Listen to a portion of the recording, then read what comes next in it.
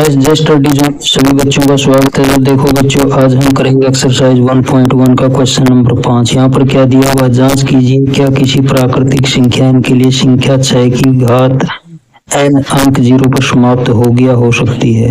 तो देखो प्यारे बच्चों, नेचुरल यानी कि प्राकृतिक संख्याएं क्या होती हैं, 1 से शुरू होती हैं, 1 2 3 4 इस प्रकार ये अनंत तक जाएंगे। अगर हम यहाँ पर 6 की पावर n लें और बारी बारी से 1 2 3 यहाँ पर रखें तो 6 की पावर 1 6, 6 की पावर 2 36, यहाँ पर इकाई अंक 6, ये इकाई अंक 6 और 6 की पावर 3 216 इकाई अंक, यानी कि ये 6 पर समाप्त हो रही है। तो कंडीशन क्या है, जो संख्या 0 पर समाप्त होगी यानी कि 0 पर समाप्त होगी तो उसके गुणनखंड किस रूप में होनी चाहिए। 0 पर वह संख्या समाप्त हो सकती है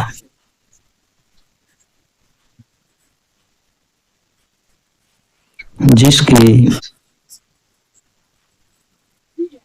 अभाज्य गुणनखंड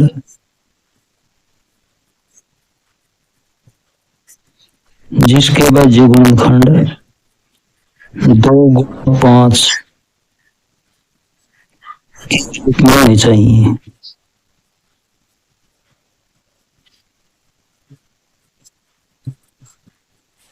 ये कंडीशन होती है, जो संख्या 0 पर समाप्त होती है, 0 पर वह संख्या समाप्त हो सकती है जिसके बाद जे गुणनखंड 2 गुणा 5 के रूप में होने चाहिए। यानी कि जिस प्रकार से हम यहाँ पर 6 के गुणनखंड करें, 2 3 6 3 एकम 3, तो 6 को हम लिख सकते हैं 2 3 की पावर n। ध्यान से देखने पर हमें पता चलता है, यहाँ पर देखो 2 है, यहाँ पर 5 होना चाहिए था, मगर यहाँ पर कितना है, 3 है। तो इसलिए जैसे हम कोई भी संख्या लेंगे, उदाहरण के लिए जैसे हम यहाँ पर एक संख्या 20 लेते हैं, तो 20 के बाद गुणनखंड करते हैं, 10 दूनी 20, 2 पंजे 10 और 5 एकम 5। तो 20 के हमारे यहाँ पर गुणनखंड कितने आए, 2 गुणा 2 गुणा 5। तो कहने का मतलब क्या है, 2 की पावर 2 गुणा 5, तो 2 और 5 यानी कि 20 है जो 0 पर समाप्त हो रही है, तो इसके लास्ट का यानी कि इकाई अंक 0 है, 0 है। तो हम कह सकते हैं कि जिस भी प्राकृतिक संख्या के अभाज्य गुणनखंड 2 गुणा 5 के रूप में होंगे, वही संख्या 0 पर समाप्त हो सकती है। तो अब हम यहाँ पर क्या लिखेंगे, अतः हम कह सकते हैं कि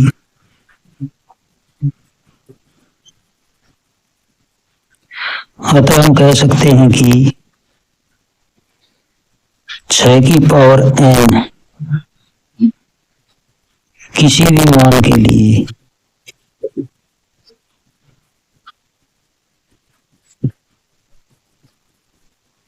शून्य पर समाप्त नहीं हो सकती।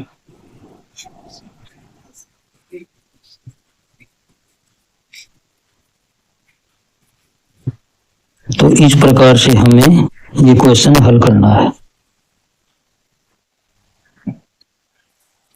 तो इसके बाद अब हम करेंगे क्वेश्चन नंबर 6। व्याख्या कीजिए कि 7 गुणा 11 गुणा 13 प्लस 13 और 7 गुणा 6 गुणा 5 गुणा 4 गुणा 3 गुणा 2 गुणा 1 प्लस 5 अभाज्य संख्याएं क्यों है। तो सबसे पहले हम लिखेंगे यहाँ पर 7 गुणा 11 गुणा 13 प्लस 13। तो यहाँ पर देखो प्लस है, यहाँ पर 13 दिया हुआ और यहाँ पर गुणा में 13 है, तो 13 कॉमन निकालेंगे, 13 से 13 कैंसिल, 7 गुणा में 11 प्लस 13 को 13 से भाग करेंगे 1। इसके बाद क्या करेंगे, 7 और 11 की गुणा प्लस 1 ऐड कर देंगे इसमें, तो 13 गुणा 11 77 प्लस 1, तो कितने हो जाएंगे ये 13 गुणा 78। अब हम क्या करेंगे, 78 के गुणनखंड करेंगे, 2 तिया 6 2 में 18, 3 एकम 3 3 तिया 9, 13 एकम 13। तो इसके बाद क्या लिखेंगे, 13 गुणा 78 के गुणनखंड लिखेंगे 2 गुणा 3 गुणा 13। तो यहाँ पर देखो एक से ज्यादा, एक के अलावा यहाँ पर और भी गुणनखंड आ गए, तो हम क्या लिखेंगे? 7 गुणा 11 गुणा 13 प्लस 13 क्या होगी? भाज्य संख्या होगी।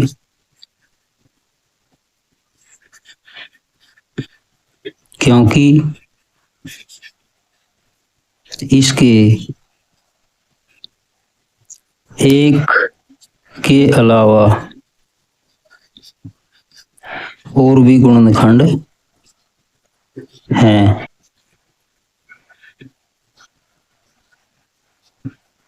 ये इसका कारण हो जाएगा। इसके बाद लिखेंगे दूसरा भाग, 7 गुणा 6 गुणा 5 गुणा 4 गुणा 3 गुणा 2 गुणा 1 और प्लस 5। तो यहाँ पर प्लस दिया हुआ है, इसमें 5 है और यहाँ पर गुणा में 5 दिया हुआ, तो 5 कॉमन निकालेंगे।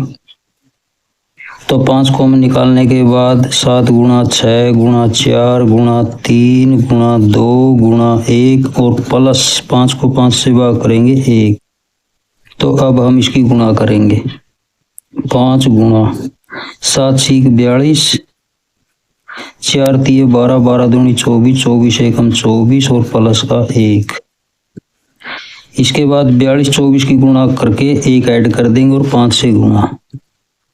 तो 5 गुणा में 42 की 24 की गुणा होती है 1008 प्लस 1। तो 1008 में 1 जोड़ेंगे, 5 गुणा 1009। तो यहाँ पर भी 1 के अलावा इसके गुणनखंड अलग आ गए। तो अब हमें क्या करना है, यही लिखेंगे यहाँ पर भी। 7 गुणा 6 गुणा 5 गुणा 4 गुणा 3 गुणा 2 गुणा 1 प्लस 5 भाज्य संख्या होगी। क्योंकि इसके एक के अलावा और भी गुणनखंड हैं।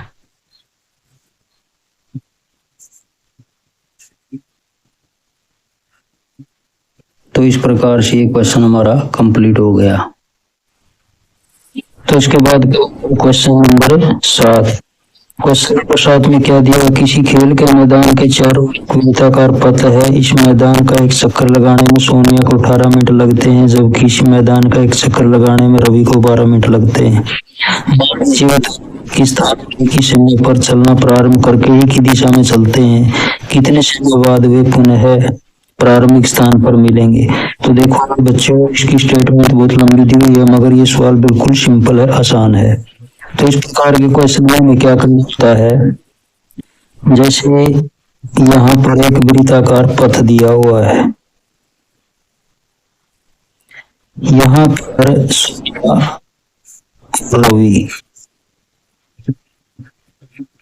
सोनिया और एक रवि, ये दोनों एक ही स्थान से और एक ही समय पर एक ही दिशा में प्रारंभ करते हैं। मान लेते हैं इस दिशा में चलते हैं, तो ये पूरा चक्कर लगाने में यहाँ से यहाँ तक 18 मिनट लगते हैं, और रवि को यहाँ से यहाँ तक एक पूरा चक्कर लगाने में 12 मिनट लगते हैं।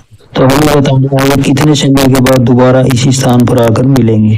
तो इस प्रकार के क्वेश्चन में क्या करना होता है, तो सोनिया को 18 मिनट लगते हैं और रवि को 12 मिनट लगते हैं।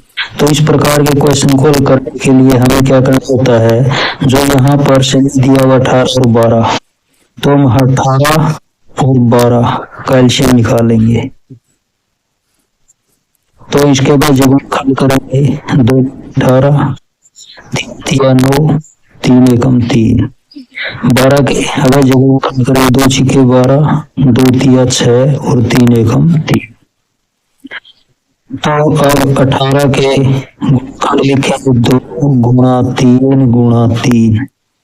इसके बाद 12 के गुणनखंड लिखेंगे 2 गुणा 2 गुणा 3। तो एलसीएम में क्या करना होता है, उसने एलसीएम के लिए सबसे छोटा नंबर 2 है, यहाँ पर एक बार है, यहाँ पर 2 बार है, तो हमें सबसे ज्यादा बार लेना है, 2 गुना 2 लेंगे। 2 से बड़ा नंबर 3 है, इसमें एक बार, इसमें 2 बार है, हमें 2 बार लेना होता है, ज्यादा से ज्यादा बार। अब हम इनकी गुणा करेंगे, 2 दूनी 4, 4 दिए 12, 12 दिया 36। यानी कहने का मतलब क्या है, वो दोबारा इसी स्थान पर दोबारा कब मिलेंगे, 36 मिनट के बाद। तो हमारा राइट आंसर कितना हो जाएगा, 36 मिनट। तो बिल्कुल आसान सा क्वेश्चन था ये, हमने कंप्लीट कर लिया।